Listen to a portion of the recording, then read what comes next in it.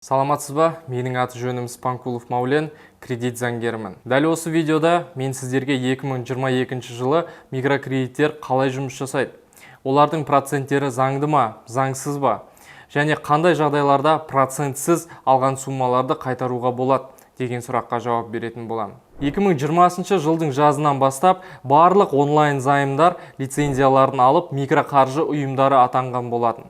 Ол дегеніміз 2020 жылдан бастап қазіргі уақытқа дейін алынған займдардың лицензиялары бар және заңды проценттерін қосып жатыр. 2020 жылға дейін өздеріңіз білесіздер 100 мың алып 500 мыңдай заңсыз проценттермен қайтарған адамдар да бар. Ал қазір олар тек заңды проценттерін қосуға құқықтары бар. Соған орай микроқаржы ұйымдарды қазіргі таңда бұлай жұмыс жасайды. Сіздің мысалға 145 мыңға алынған суммаларыңызға олар үстіне тек 145 мың теңге ғана қоса алады. Бұл заңды проценттері. Ал егерде ол суммадан көп қосатын болса, ол заңсыз проценттер болып есептелінеді.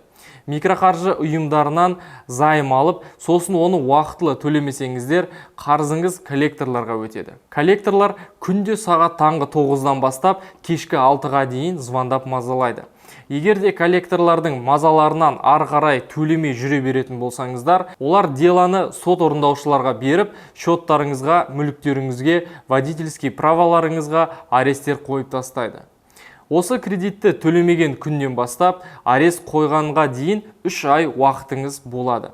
3 айдан кейін олар аресттер қояды. Келесі сұрақ: қандай жағдайда заңды лицензиясы бар микроқаржы ұйымының проценттерін төлемесе болады? Егерде сіздің алған займ суммаларыңыздың үстінен микроқаржы ұйымы 2-3 есе проценттерін қосып жіберетін болса, сіз микроқаржы ұйымы заңды болсын, лицензиясы болса да, сот арқылы тек алған суммаларыңызды қайтара аласыз. Сотқа талап арыз тастау үшін сізге мынандай документтер дәлел ретінде керек болады. Біріншіден, личный кабинетіңіздағы договорды жүктеп алыңыз. Договорсыз сот сіздің делаңызды толық түсінбейді және әрине сіз қанша алдыңыз соны дәлелдей алмайсыз. Екіншіден, сіздің счеттарыңызға қанша сумма түсті, соны скрин жасап алыңыз. Үшіншіден, қазіргі уақытта қарызыңыз қанша суммаға дейін өсті, соны скрин жасап аласыз. Төртіншіден, мемлекеттік бажды төлейсіз, 0,5 МРП. Соның төлеген чегін алып аласыз. Осы документтерді жинап, сотқа талап арыз жазасыз. Сот сіздің арызыңызды 10 жұмыс күн ішінде қабылдайды.